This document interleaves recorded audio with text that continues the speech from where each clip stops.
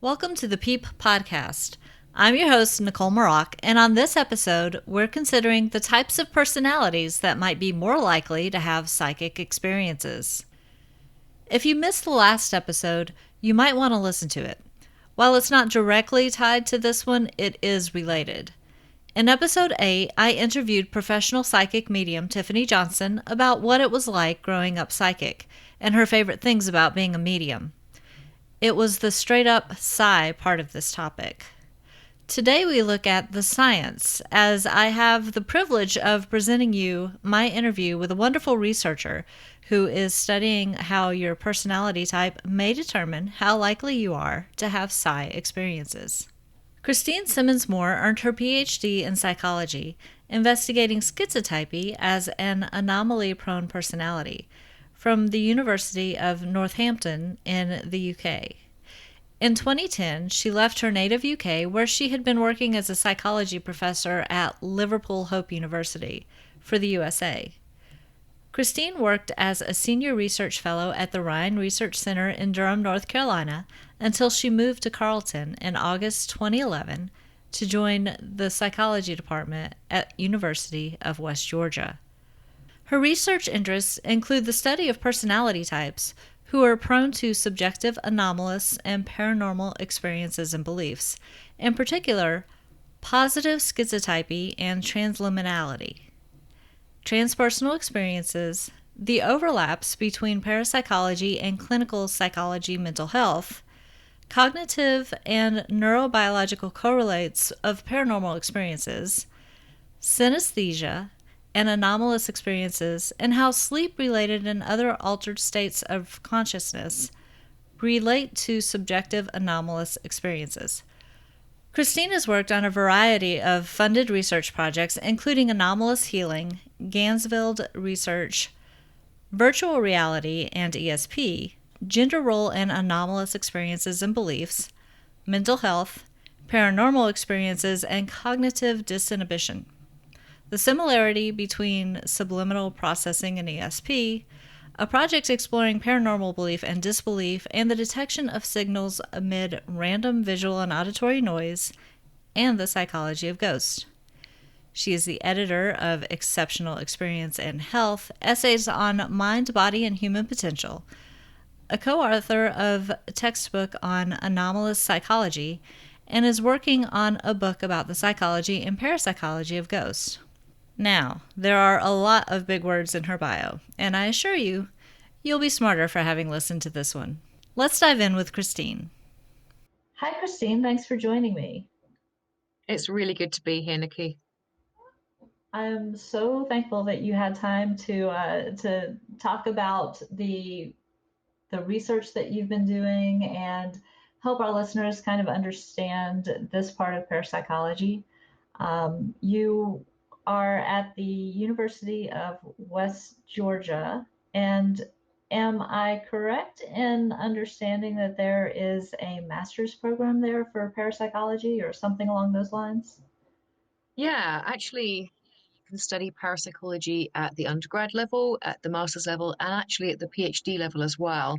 Although it's not specifically just on parapsychology, the master's is on humanistic psychology, but basically, I think there's only 2 required classes, so there's lots of freedom really. And so I do get students that are repeat repeat students with me and taking classes on parapsychology whenever they come up. I think that's fantastic. One of the things that has come up a lot in my first several episodes was how there are not a lot of universities in America who offer this, and the fact that there's a growing number, and maybe some of the listeners are interested in pursuing a degree along those lines. Just being able to get the word out is exciting. Yeah, it's very good to be here.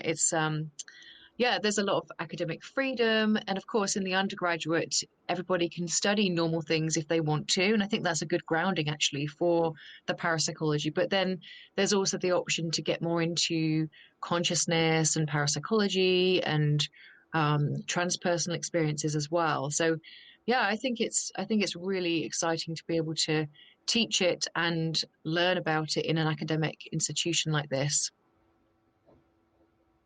Yeah, totally exciting. And hopefully, we'll reach some listeners who will want to take advantage of that.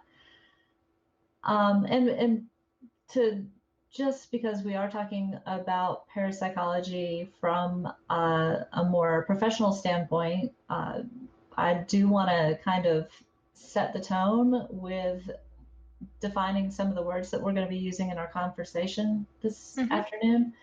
So, do you mind if we start by defining anomaly prone person? Yeah, so that's a term that I use to really describe somebody who is more likely to experience a range of anomalous experiences. And so when we talk about anomalous experiences, that can include traditional psychic phenomena, but also perhaps other experiences too. So spiritual experiences, transpersonal experiences, um, changes in state of consciousness that are much more easy to experience. So I think about somebody who is anomaly prone as being much more likely to report paranormal experiences. And that's not to say that people who are not anomaly prone don't experience them. I think it's more likely that an anomaly prone person can, in a sense, dip into the states of consciousness that allow them to experience these things more easily than people who are not anomaly prone, if that makes sense. I think that does make sense. Probably describes a lot of the people who listen to this podcast, and myself included. Yeah. So, with the anomaly prone person, you also have anomaly prone traits and states. Can you define and distinguish between those? Yeah, so this is what I was getting at with the idea that people who are not sort of trait anomaly prone can still have experiences. So, anomaly prone traits would be somebody who is much more consistently likely to experience unusual phenomena and paranormal phenomena. Um, but somebody who's not, I say, wired or doesn't have the traits that make them consistently likely to have experiences can still have them because I think about psychic experiences as being more likely in certain states. So it's almost like if you can get into that state, you might be more likely to experience certain phenomena. So somebody who's not trait anomaly prone might well experience something like, well, we'll say bereavement, because bereavement is one of the key correlates of a lot of paranormal experiences, or sleep deprivation. And oftentimes they come hand in hand, actually. So if somebody's bereaved, they might also be very sleep deprived. And that might lead to somebody entering states of consciousness where they might be much more able to listen to the body and the unconscious and perhaps be more sensitive to aspects of the world that they wouldn't normally notice. So that would be somebody who's not trait anomaly prone who enters an anomaly prone state because of life circumstances. I suppose we could also say that there are other ways to get there too. So I talk about sleep deprivation, but we might also have experiences that are more induced. So, for example, psychedelics or other ways to alter states of consciousness might enable somebody who's not trait anomaly prone to have anomalous experiences and paranormal experiences. So somebody who's a trait anomaly prone person, I think, would be much more likely to enter these states. So I think there's a relationship between personality and states, such that people who are anomaly prone are just dipping into these states on a more regular and easy basis and jump more easily from one state to another and perhaps experience more liminal states as a kind of way of being rather than under extreme circumstances. So I think it's something that is very human. and accessible to all, but that some people are going there more than others, in a sense. Okay. So you use the word liminal states. Can you define liminality and thin boundaries versus thick boundaries for us? Yes, I can. And those are very connected terms, in fact. So somebody who is experiencing a liminal state, we'll start with states because that's everybody's experience. We all have moments where we might not be quite awake or asleep. Um, so we can have these moments where we're falling asleep. That's the hypnagogic state. And the hypnagogic state is one classic example of a liminal state because there are aspects of consciousness that relate more to the waking state and some that relate more to the sleeping state. You're in between. So liminal states are where we oftentimes will see unusual experiences happening. It's in between. So we can talk about it in terms of states like that, but we can also talk about it in terms of what thinking and feeling are like when somebody is in more of an liminal space. So somebody who is in a more liminal state will have a sort of thinking style that's much more fluid. Thoughts and feelings blur together a little bit more. Everything is a bit more fluid. There's much more likelihood of experiencing um, imagery. We could link it to being much more right-brained, I suppose, in terms of thinking style. And we all use the left and the right brain, but there are moments where the left brain sort of steps back a little bit, and that happens when we shift away from waking into more sort of daydreaming and sleepy type states. So everything gets a bit more fluid and creative. Actually, it's a liminal way of thinking and feeling is much more creative. You might have insights in those times. Um, Liminal states can also be interpersonal. So you might have a connection, enhanced connections with other people that could be like a liminal state where you feel like you are more connected to another person or an animal or the world. You can have these kind of states that are kind of relational with other people and other living things, I think. So I think you can see where that might relate to psychic experiences a little bit more if you're more fluid and more connected. So I think that liminality is about being more connected with yourself. So intrapersonally, it might be about being more connected with other people and with the world, sort of outside of the person, between yourself and others, and sometimes between yourself and the other aspects of the world that could include psychic knowing and access to insights that you should not have access to. So I don't know if that answers all your questions, but I think there might have been another component to that you asked me. Yeah, I that definitely answered about the definition of liminality and how that fits into everything. The other part is thin boundaries versus thick boundaries. And that's where they are very connected. That's probably why I forgot that part, because when I'm talking about being thin, being connected, being liminal, they're very much the same kind of thing.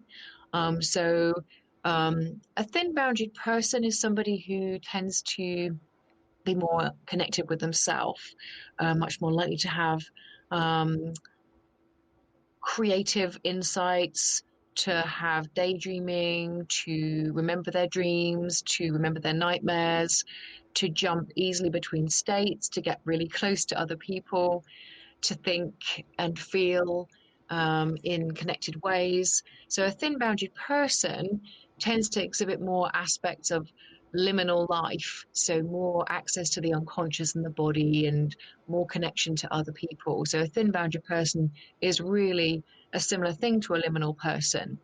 Um, a thick bounded way of being is much more of a focused way of being.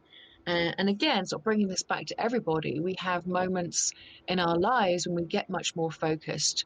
So oftentimes that is when we're trying to focus on something, you're attending to something, or if we're stressed, we get very, very focused.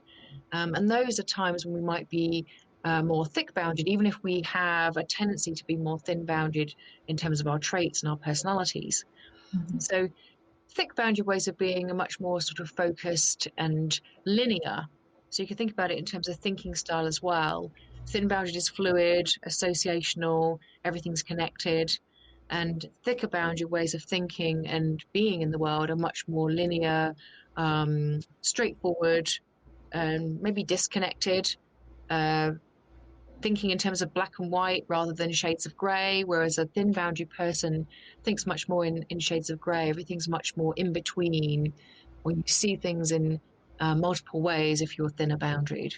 So they're very, very connected. The idea of boundary thinness and liminality and states and traits. It's good to know that you can be, depending on what's going on in your life, thin boundary and thick boundary, because a lot of it seems like a lot of people would say, "Are you thin boundaried or are you thick boundaried?" But you can Mhm. do both. Absolutely. And actually, we should be both. I mean, there are yeah, the person that is associated with the term boundary thinness is Ernest Hartman, and he talked about how people should be a mixture of thin and thick. If you're too thin, you might have too much information flowing in or feel like there's too much going on. And if you're too thick, everything's too rigid. So there is a nice balance in being a mixture. And then I think as well, there might be different ways of being thin boundaried. And that's what seems to be supported by the research that people who are practiced psychics seem to be able to dip into psychic states and dip out and have more control rather than being overwhelmed with the information. So there's a difference there too in ways of experiencing the phenomena too. Okay, so that kind of leads to another question I had. On the last episode, I interviewed a professional medium who basically has all the clairs. So clairaudience, clairsentience, clairvoyance, plus just straight up intuition. And she started at a very young age, and she was never told that what she was experiencing was her imagination. And a lot of us were told that, basically.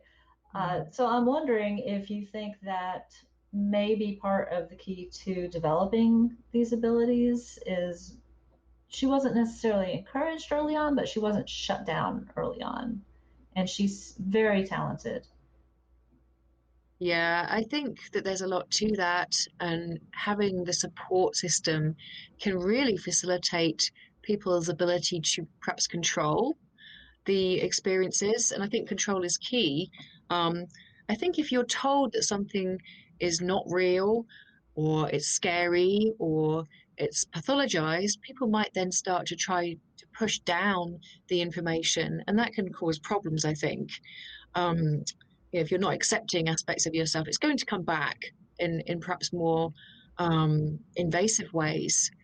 So I think being encouraged or at least supported is valuable in working out what the experiences are and how you manage them. Being able to talk about that must be very, very supportive and therapeutic, I'd say. And you can see that in the lives of some of the famous mediums too. Being able to uh, talk about it goes a long way, I think. And if you look at how mediums develop across a lifespan, um, sometimes at the beginning it can be difficult. And I think after a while, um, a lot of the time, mediums work out ways to manage their experiences and gain more control, and then probably become better able to work out the source of the information and to know when to listen and work out when things might be their imagination versus when it's coming from another source, perhaps. That makes sense. Yeah, that makes sense. I had a question, but I lost it while I was It might come back. it probably will. um, I had a couple more words that I wanted to get some definitions of before we continue the conversation. And one of those is schizotypy. Hmm. And that is it, just hearing it, being not overly familiar with it, schizophrenic is the word that would come to mind. So could you define schizotypy and how that relates to all of this? Yes, I'll give it a whirl. Thank you. I would say, I mean, there's a lot of research out there on schizotypy, and there are different orientations really in terms of what it means and how to package it up. But essentially, we're looking at a set of traits that are similar to what you might see in some types of schizophrenia, and that could be dangerous because that can start you thinking that schizotypy is automatically associated with pathology. And that is the perspective of some people. If you have any traits that look like schizophrenia, that's a bad thing.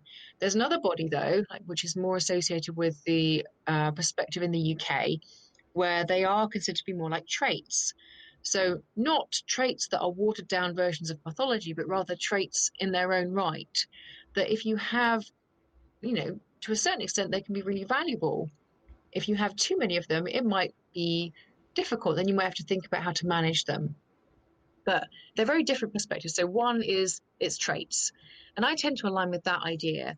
And when we're talking about traits that look a bit like schizophrenia, I think what we're talking about is something like thin boundaries. And so some of the problems associated with the term schizotypy, like I said before, it can lead to us thinking, okay, well, this means that it's all um, you know, it's pathological, there's something wrong if you have these experiences.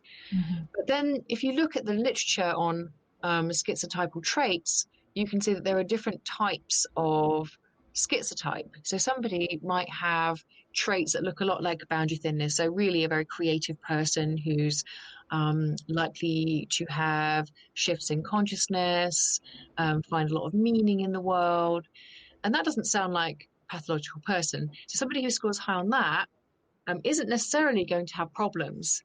In fact, people who score high on those traits and those traits alone tend to be very, very healthy and very creative and very successful in the world.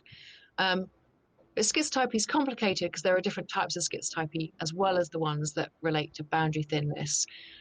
So if somebody has disorganization in how they experience the world, and if they withdraw socially, um, those kind of aspects can make life a bit difficult if you're having these unusual experiences happening.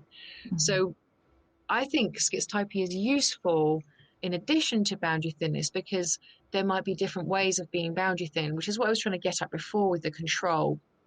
Because somebody who has a very organized mindset um, is much more likely to be in control, can dip in and out of these psychic states, these altered states, and use them and apply them in the world. And they might also um, talk about their experiences and be supported, which links back to what you were saying before about the medium who was supported. If you can talk about the experiences, it helps you develop the frameworks. These things all connect together. So somebody who's a sort of more healthy psychic will have, the what we call positive schizotypal traits, but really low scoring in terms of the others. They've got a very organized mind. They're very socially connected, um, much more in control of their experiences. They can dip in and out and use. And so that's what you see in a lot of mediums, actually. Um, Whereas you might have another type of schizotype who also has these tendencies to be thin boundaried, but it's much more that it's invasive. It's felt to be unpleasant, not under the control of the person who's having the experience. And there's a difficulty in making sense of it, which could relate to the social component because there may be nowhere to go and find meaning to make sense of it. Because if you start having these things happen without the social support, that could be very frightening. Um, if you can't talk about it, when actually it's a very normal part of being human.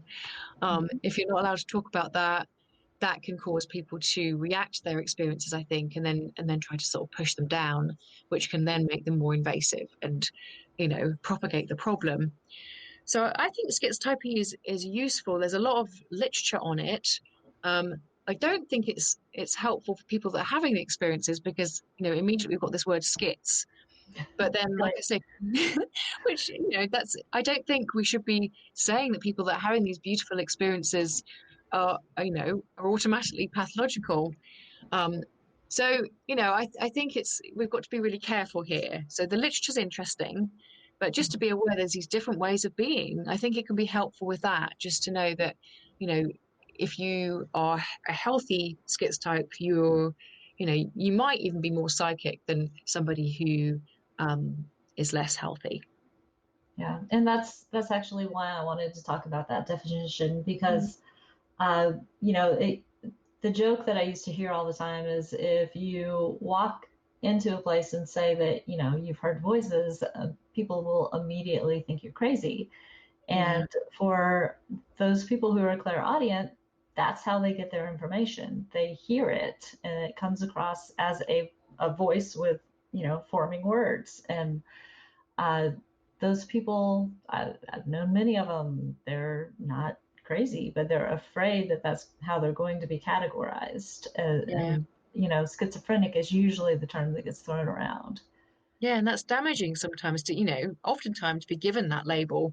Particularly when you're listening to valuable information and you're gaining insights. So yeah, it's a problem. It really is. And I think that there is need for more support for people that are having experiences. Um, I know there are voice hearing movements that support people that are hearing voices, within psychic areas and then outside as well. And that can be really, really beneficial. And actually, when you start looking at voice hearing anyway, it's so much more common than people think it is. And actually, I try and talk about this in the classroom quite a lot because actually, it's much more likely that people will hear a voice who have had no history of any problems. And even people who are not psychic will hear voices oftentimes when they're in these liminal states. So, particularly when we're falling asleep, it's very much more likely that we'll hear a voice, particularly things like hearing your own name. But sometimes other meaningful information can come in during that time. And I think if that was known more, that might be helpful for people that are hearing voices, um, particularly people who are hearing voices that are actually very informative voices, providing information. But yeah, we have a lot of negative press really about people's voice hearing, I think. Yeah. And that is one of the reasons that I started this podcast is to help people understand that the paranormal experiences are probably more normal than most people would think, and just Yes. to be able to have these conversations so that people aren't who do have these experiences aren't living with the negative self-perception that there's something wrong with them. Absolutely. No, it's really important. That's really great that you're doing that to try and support people. Yeah, so I do get a lot of questions from people myself. If I give a lecture or even, in the classroom, I'll often have people hanging back after class because they've never shared an experience with anyone else before. And I mentioned to you before we started the interview about the website that I'm putting together that is trying to sort of describe experiences and really sort of provide support and say, look, this is the stats, this is the amount of people that have this experience, and just to sort of provide actual information. Um, because yeah, sometimes these experiences, when you can't talk about them, it could be really challenging. When actually, if you just were able to talk about it with somebody who would say, yes, it happens, it would be just so therapeutic. And I've Yeah. heard that too, because like, when I worked at the Rhine, I know, sometimes I was womaning the phones and there would be phone calls from people that were having experiences. And, I'd have to say, look, I'm not a therapist, but what I will say to you is that a lot of people have these experiences. You're not alone. And you could hear them literally taking a big sigh of relief just on the telephone, just because of that very easy statement that, this is not, this is not abnormal. This is something that lots of people experience. You're not alone. Yeah, that's wonderful, and I've had similar experiences. Probably not as often as you have, but when George Mathis and I do the Rhine, or not the Rhine, the library talks in October, in for Wake County Public Libraries. You know, we're there to talk about our experiences in paranormal investigation, and we always have to leave a lot of time for questions because the Hmm. questions usually turn into story sharing. People Yeah. just they know they're in a safe space and nobody's going to judge them, and they want to get, whatever experience they've had off their chest. And that's to me, it's great to be able to provide that for them. And I wish that we didn't just do it in October. Like, I wish we could have uh, supportive, I don't know, get-togethers. Of course, during COVID, that's hard anyway. But to be able to do it all through the year and not just in October. Yeah, that's true. I mean, I found that we did a survey a couple of years ago about people's ghost experiences. And again, the same patterns, people just really finding great therapeutic value in being able to finally tell their story. And oftentimes it would be the very first time that they had told the story, and they just really expressed how, it was really a very beneficial thing to be able to finally share it. And, some of these people were, they're not young people, people that have lived with this for a long time, and they've been trying to sort of make sense. Mhm. And even just to write it down, I mean, forming a narrative can be so therapeutic anyway. But then you start, as the researcher, if you start looking at these stories, there are so many commonalities there. So you start thinking, okay, well, there's something interesting going on here. You know, it's Yeah, there's some, shared content. If you're seeing these common patterns, there's something very, very human about these experiences. And I think that's what I'm trying to get at with the research too, that, these are not, oh no, we talk about anomalous. I don't know, I play with different terms for these kind of experiences. And I like exceptional. Um, but yeah, these experiences are not anomalous. They are part and parcel of being human. exceptional is a good word. I like that too. Yeah, I like it. So how do you set up an experiment to be able to research and study these things? Like, can you give an example of one that you have done so that people can kind of understand where a researcher would be coming from and how you test it scientifically? Mhm. And interestingly, I've just come out of a research methods class. I've just been talking about this. Yeah, so I tend to approach the phenomena from multiple perspectives, because we've just been talking just now about the value of telling stories and how it's really quite beautiful actually to hear what an experience is like. So I really like that. So I often will include the first person stories as part of my research. Um, but yeah, it depends which particular type of experience we're looking at. I'll tell you about the recent ghost study that we've been doing, because I think that will give you a sense for the kind of ways that we might ask questions. So I mentioned a survey. So we did a survey to look at how personality correlated with different types of ghost experience. And then in the same survey, we asked people to describe what the experience was like, to do a more qualitative exploration. And then, as part of the survey, um, we also asked people to opt in to a second study that was a lab based study. And so that I'm actually sitting in the lab space now, actually. So I'm sitting in my lab space, and the lab study that we did was a psychomantium. And so I invited people from the first part of the study, the survey, who qualified. So I was looking to see whether some people would have more realistic ghost experiences than others in the context of our lab. And so the psychomantium is essentially a little chamber. It has a reclining chair in the chamber. The walls are all covered in black velvet, and there's a mirror. And the mirror is arranged at a 45-degree angle. And the person is encouraged to, well, first of all, connect with a deceased loved one. And so they'll spend 15 minutes outside of the chamber, um, thinking about the person that they want to encounter. And so I said to people that they could either try to experience somebody that they knew or a famous person that they felt a meaningful connection with. And so people would bring in artifacts to do with the person. One person even brought in ashes of their deceased husband. We Wow. had, I know, it was just really beautiful. So I'm sitting in that space right now. So they would sort of set up yeah, sort of a memory of that person. It might be photographs. They might sketch the person, and they would also write about their connection with the deceased loved one. So what we're trying to do there is kind of facilitate a connection between the person and the deceased loved one.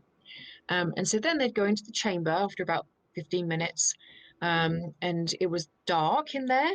I had people connected to some equipment that measures heart rate because I was interested in the body and how the body relates to ghost experiences. I had a camera. So there was an infrared camera at the back of the chamber, sort of looking forward in front of the mirror area, sort of looking to see whether we could see any anomalies on the camera. We also had a random number generator, and the random number generator was running throughout the session in the chamber with the person. Um, and the other thing we looked at was GMF. So we looked at the Earth GMF, and we collected that data after the session when we knew what day it was. You can just get that from a government website. And we had an EMF meter that was very clunky. So we just basically recorded whether there were fluctuations or not and the average amount of um, electromagnetic output that was being emitted at any one time. So all of that to say that we were looking at different correlates of a subjective experience. And so the person was in the chamber for 45 minutes, um, seeking to have an encounter, but not forcing it. So we said, well, just sit there and just gaze into the mirror and just see what happens, see if anything emerges. And then we asked them to press a button if they experienced something, visual that felt, that they noticed in the room. And so sometimes people would press a button, sometimes they wouldn't. But we were interested to see what the correlates were of these kinds of experiences. And then when they came out of the chamber, we asked them about the experience and they would fill out a questionnaire. So oftentimes we'll use questionnaires to ask about people's experiences. And so our questionnaire would say, oh, did you experience something that felt like it was taking up space? Did you experience a presence? So they answered whether they felt there was a presence. And then they were asked to rate the presence and how much it was taking up space, how vivid and lifelike it was, and things like that, just to sort of get a sense for a sort of reality index of the experience. And then we can look at how all those data connect together, and we can see whether, some types of personality will have experiences more than others, and whether other anomalies are happening more for some people than others. And actually, for this study, we were particularly interested in synesthetes. I know that you had mentioned that you were interested in synesthesia when we talked on Yes. email. Yes. So we had people, half the people that came in that chamber were synesthetes who had had a prior ghost experience. And then the other half were people who had had some kind of prior ghost experience because we were trying to up the chances that people would actually have an encounter under these circumstances. So that's the kind of way we did it. And then I interviewed people afterwards too. I said, well, what did you experience just now? So we have a lot of data. So we have some personality data, we have some physical data, we have some physiological data, and we have some data pertaining to people's subjective experiences. And we can basically then put all of this together to make sense of it and see whether anything strange is happening. So that's the kind of setup for that study. We were essentially trying to, I suppose, create a ghost so that we could then understand more about the correlates of that ghost and then what that felt like for the person as well. So again, trying to sort of access the phenomenon from, the first person perspective, but also trying to see, can we actually measure something different happening in the room if there is something that is felt to take up space compared to when there isn't? Right. Have you had a chance to look at that data yet, or is that still in progress? Yes, we have, and we published a little note in Alejandro Para has a journal that he publishes online. So we publish a shorter version of the article up there, and I'm working on a longer one now. I'm not sure where I'm going to publish that yet. But yeah, we found all sorts of very fascinating things. So we did find that there were more blobs on the camera film when people were in the psychomantium condition to where compared to when they were in a baseline. Well, there was no people in the baseline. So we basically collected all the same data without the person being in the room, and we compared. And so there was more of these interesting blobs under those circumstances, which is quite interesting. And I think that they correlated with the random number generator output. I think there was something with that too. We were also looking at synesthetes versus non-synesthetes, I mentioned. Now, there was no difference actually in terms of um, experiences themselves between synesthetes and controls. Not controls, really, but we did find something weird. We found that when an experience was felt to take up space, there was a relationship with the random number generator output. And then when we compared synesthetes compared to non-synesthetes, it was really strong in the synesthetes and it disappeared in the non-synesthetes. So it seems like there's some interesting correlation between something taking up space or not taking up space on that continuum and the random number generator output that should be random. So there shouldn't be any systematic relationship with a random number generator output, but there was for Huh. synesthetes.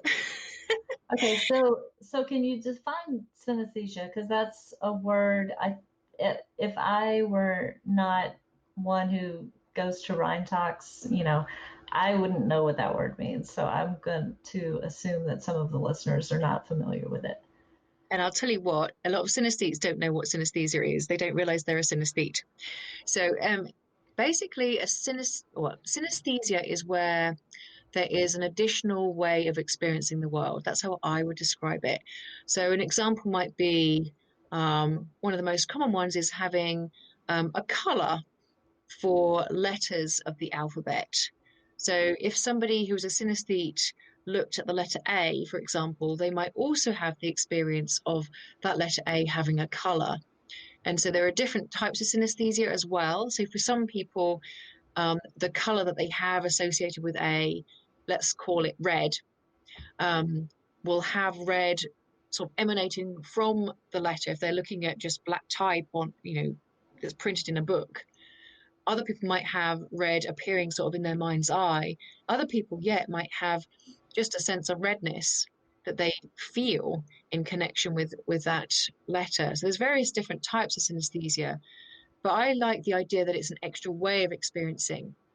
And I think that it might be relevant to paranormal phenomena because if you're having an extra layer of experience, it might be that for some people there's a weak stimulus, maybe psi, that is in a sense colored in by the synesthesia. So you might have an extra dimension to the information, or if it's a ghost, you might have, some people who aren't synesthetes might just have a weird feeling or nothing at all.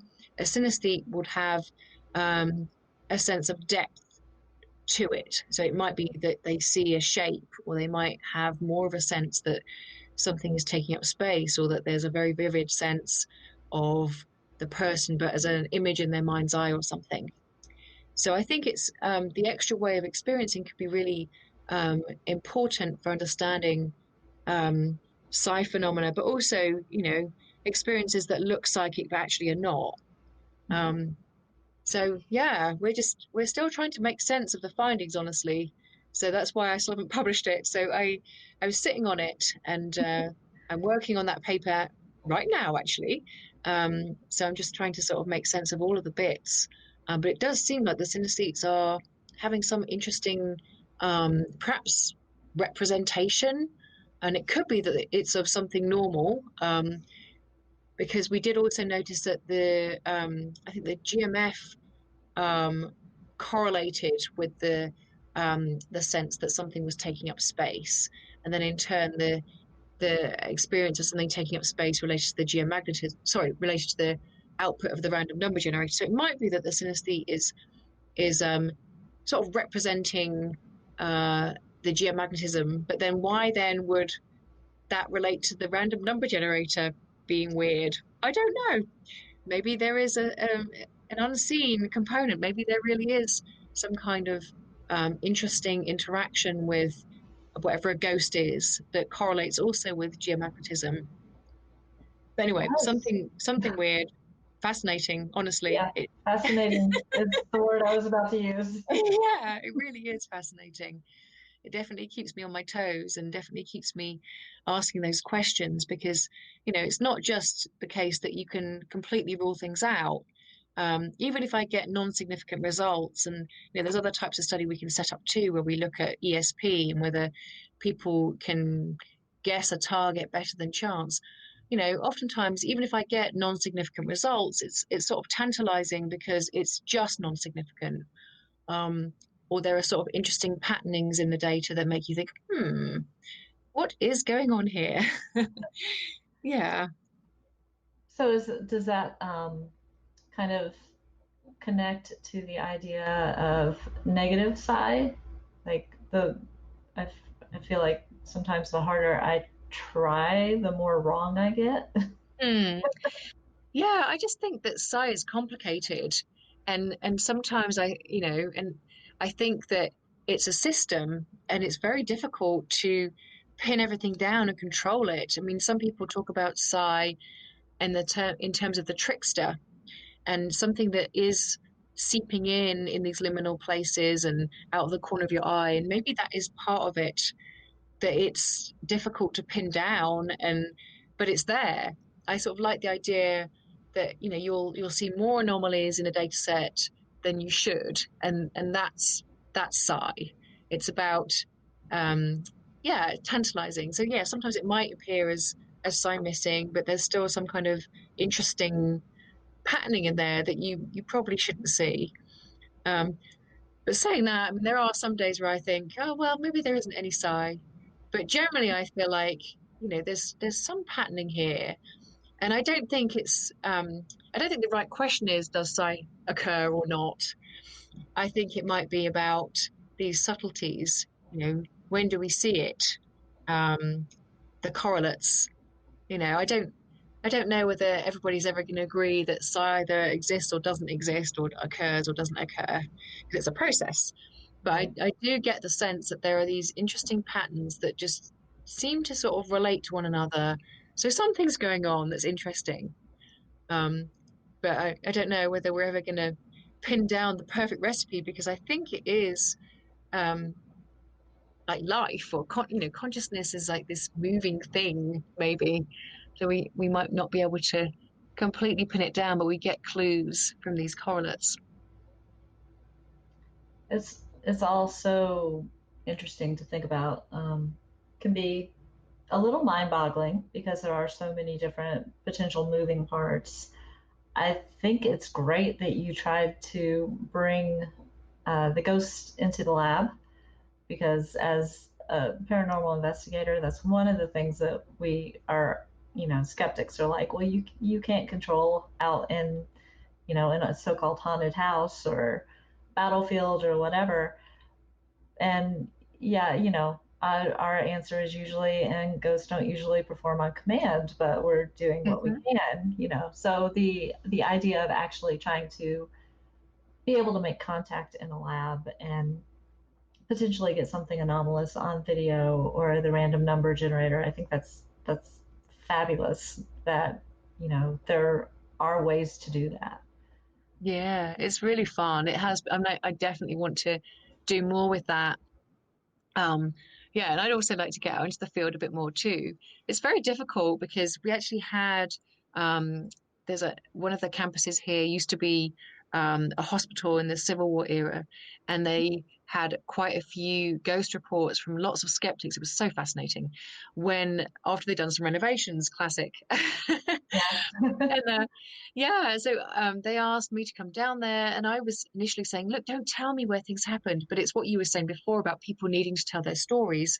So I knew too much to be able to do a proper investigation, but it was still extremely fascinating to sort of walk around and hear the stories and see the locations where things had happened, particularly knowing that a lot of the experiences had happened to skeptics. Yeah. Who would say, look, I don't believe in this, but this happened. I'm like, this is so cool. Those are the best stories, because Yeah. those are the people who never expected it, and they're usually the ones who would prefer not to talk about it in a lot of cases, because they don't know how they're going to be perceived when they do start talking about it. But to get those stories out of them is awesome. One of the things that I do when we do investigations is, because I'm an empath. So I know I'm sensitive to some things, but I actually wrote a book called Please Don't Call Me Psychic, because I don't want to be called a psychic. There's, there are some connotations like predicting the future and stuff like that I don't do, and I don't want to be. I don't want anybody to think that I think I can do something like that. But I like to do a cold walkthrough, because as in, I don't want to know anything about why we're there. Obviously, we're there because somebody thinks something's happening. That's as much as I want to know. So I want to be able to walk through the location and see if I pick up on any different sensations in each room, and can I kind of pinpoint, okay, is it potentially an entity, male or female, or that sort of thing, or is it just there is a really yucky feeling in this corner? And then to be able to sit down with the people that invited us there and talk to them and get the stories afterwards to see if my experience of the walkthrough matches up to their stories. And it's a lot of it's a lot of fun, and very often I get validation. Yeah, that's beautiful. That's a really good way to do it. And that's interesting that you say that and I'd love to read that book, by the way. That there are certain sensitivities but not others. And I think, that is a big myth that's out there too, that, if you're psychic, then you're psychic to everything, when it might not be that way. Some people might be more sensitive to things in this time, whereas other people might be more sensitive to the past or to the future. So it's interesting that you say that. Yeah, and it's I had just started investigating when you were at the Rhine when we first met, and we first met just for the listeners, because I took part in one of the research studies that Christine was doing. So it was I only have vague memories of what the actual study was, but I found the whole thing fascinating, which eventually did lead to this podcast becoming a thing. But you had said something to me that stood out, because we were having a conversation about my experiences, and I never noticed that I'd done this before, but when I was talking about somebody who was, or potentially an entity being around that was male, I would kind of point to my right side, and when I was talking about feminine, I was kind of pointing toward my left side. And when you said it's interesting that you do that, I had never even realized that I did that, but I've actually used that since then. Oh, that's beautiful. I love that. Yeah, because I think it's a kind of synesthesia in a way, like a spatial gender in a sense. Very interesting that you do that. And I remember that. I remember that conversation. Yeah. That's Yeah, I definitely took something out of that, and it seems to have been very helpful. So, Excellent. thank you. Let's see. I had one other question written down for this, because near-death experiences are absolutely fascinating to me, and we have had clients who contacted us and said they were much more sensitive after having a near-death experience. Mm-hmm. And I'm wondering if you've done any research into that sort of connection. That is not something I've researched myself, but I have come across it quite a lot in my teaching. And, I was actually really lucky to interview Joe McMonagle at some point when I was working at the Rhine. And he had had a near-death experience in his life history. And I think he would say that that is one of the things that has been a factor in him becoming psychic. But I see it a lot when I was working at the Rhine. I don't know if it's still based there now, but the International Association for Near Death Studies was also based in the Rhine. Mm-hmm. And we'd sort of joke that, people would come in for one organization and then end up in the other because there was such an overlap between people who'd had near-death experiences and psychic openness. And there's a lot of research that supports that too. I mean, generally people, um, they change if they've had a near-death experience.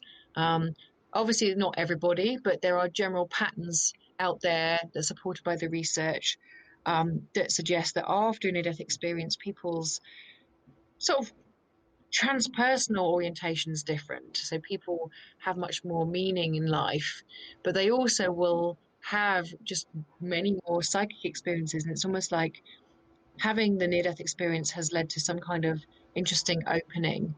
Um, I know there's research on sleep changing after a near-death experience.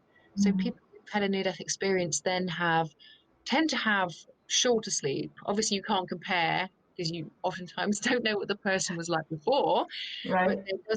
there tends to be um, shorter sleep in people who've had near-death experiences. And I think that might relate in some way because it might mean that in the daytime you're more liminal. If you're having less nocturnal sleep, you might have more sleepy type states in the daytime, which could relate. There's energetic changes that happen. People who've had near-death experiences are much more likely to experience Kundalini, and those kind of experiences are related to spiritual awakening, but also to, some psi phenomena as well, I believe. So there might be all sorts of things that are going on when somebody has a near-death experience, um, that could be to do with changes in the body, that may lead to sort of more permanent ways of experiencing the world. Perhaps then you're switched into a different way of experiencing reality. And then after that, you are much more open. Maybe because you've experienced death in some way, you're more sensitive to liminal aspects of the world. So you can look at it in lots of different ways, I think. But it's definitely a thing. I mean, I think if you look at the lives of some of the famous psychics, there might be history of, either trauma or some kind of near-death experience in there. Um, Not necessarily saying that everybody who's psychic has had a trauma in their life, but it might be that it's about, um, you know, moving into a different state of consciousness in a more dramatic way might have some kind of relevance to people's sort of sensitivities in some way. Hey, everybody, I'm going to jump in here for just a second. While I was interviewing Christine and she was talking about those near death experiences, my side of the conversation lost her audio. So I was in panic mode trying to get in touch with her, and I am so thankful that her side of the conversation continued to record because I knew she had some really thought provoking points that she was making. When we reconnected, I was explaining to her about the technical difficulties that I had had with Tiffany on the previous episode, and that is where we jump back into this conversation. Last week, when I was uh, interviewing Tiffany, the professional medium, she cut out and she just totally disappeared and then came right back. I don't know. It felt like an eternity, but it was probably only 10 or 15 seconds. And we were both saying, "Can you hear me?" at the same time. And I said, "Is this normal for you? Because I've actually done an episode on people with high energy that have technical issues." And she Yes. said, "Oh, yeah, this is the Tiffany experience." Hmm. Yeah, see, that's so fascinating. And you were just asking about near-death experiences, and that is one of the things that I think um, near-death experiences can sometimes report too, that after their NDE, they have interesting experiences with technology. So they less likelihood of being able to wear a watch when people wore watches Mhm. and Yeah. things like that. Yeah, I would love to hear that podcast about that because that's another thing that I'd like to study at some point. Um, Trying to sort of understand how often those kind of anomalies happen in people who are not psychic claimants, sort of everyday experiences. Yeah. Because my sister says that she has that happen a lot. I'm like, oh, really? Do you? Okay. Yeah. So is it happening more? these sort of mini electrical anomalies, are they how often are they actually happening to people? And is there some kind of relationship with things like near-death experiences and perhaps boundary thinness? Because I think that would make sense. And I think, yeah, Michael Jauer found something like that with his study that was looking at sensitive people and sensitivity and how it related to he was looking at environmental sensitivity and also people's reports of ghost phenomena. And there was also reports in those same people of more electrical anomalies, I believe. So I think it's a thing that needs to be studied a lot more. Yeah, the episode I did was episode 3, I believe, and it was actually talking to John Cruth about a study he had Oh, done and a field experience that he had had. So, oh, um, excellent. yeah, you know him. I do know him. Yes, yeah, and I remember him saying he was going on it, and I think you mentioned that he'd given you enough for 2 episodes. Yes, he did. He's awesome like that. Yeah. Yeah, that research is extremely fascinating. Um, yeah, I'd love to see how the synesthetes do um, in those experiments, and also, because I've often asked him, do you think that some people can see the energy, or is it just that it's being measured? I'm just wondering that too, like with the whole, what is a ghost kind of question. Is it that, how much is it that there is a perception of something that is really there? Like if we manipulate things, or, we ask people to see things that other people can't see, is that more likely in some people than others? I know, I love his stuff. It's really cool. He talked to my students last semester as well. Oh, that's great. Yeah, really fascinating. Yeah. This is a lot of fun for me. Just being able to speak to you and John and Brandon Masulo, who wrote the Ghost Studies. Just to be able to have these conversations about ideas of maybe all the things that are connected as far as personality traits and experiences, and just to get these ideas out there and to let people know how they are being studied. Like, it Hmm. happens enough to have researchers interested enough to put their time and efforts into studying these things. Yeah, it's good. I'm glad you're doing this. It's really important work. I appreciate it, and I appreciate you coming on. I'm so thankful for it, even with the tech issues. I am truly thankful, and we'll blame the lab. You can have that as a story to tell about the experiences in the lab after the ghost studies. Well, that there are stories in this building too. Like a lot of the time, the graduate students talk about my office and how sometimes there's been noises in my office and the light being on when I'm not there. And yeah, a few stories about this building. I mean, it is one of the oldest buildings on this campus, I think. I think it's 1907. So it's not old in English terms, but it is still very old. And then I think recently there's been some archaeological evidence that the campus was built on an old plantation, including um, the graves of slaves. And so obviously, Oh, of course, it's right next to the psych building. So that's sort of contributing to these stories too. So that, yeah, a lot of people do think that Melson Hall has some interesting experiences in it. And then, of course, we had Bill Roll here, who was doing his really cool ghost research in the 80s and 90s. oh, that's fascinating too. I'll have to have you come back on if you're willing to, and discuss the history of the building a bit further, as well as Yeah. other research that you've been up to. Wonderful. Yes, I'd be happy to. Awesome. Thank you so much, Christine. Thanks again, Christine, for taking the time to talk with me about such fascinating subjects. Thank always to you, dear listener, for listening.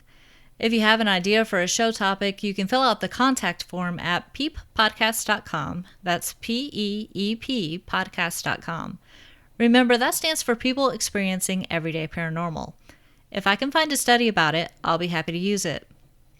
You can keep up with the show on its Facebook page, facebook.com/peeppodcast. Don't forget the periods and peep. We also have a group now linked from that page. Join the conversation there. If you like the podcast, please give it some rating love on your favorite podcast app and share it with friends. and subscribe so you don't miss an episode. Doing so will help the podcast be found by others. If you're interested in supporting the show financially, I've set up a Patreon page at patreon.com/NicoleMaroc. Patrons will receive special thanks and humble perks. You can also shop for t-shirts and other merchandise at tpublic.com/user/peep-podcast. To make it easy, I'll put the link in the show notes. No matter how you support the show, listening, telling others about it, Patreon, or sporting a tee, I really just appreciate you being here. Thanks again for listening. Stay safe and be well.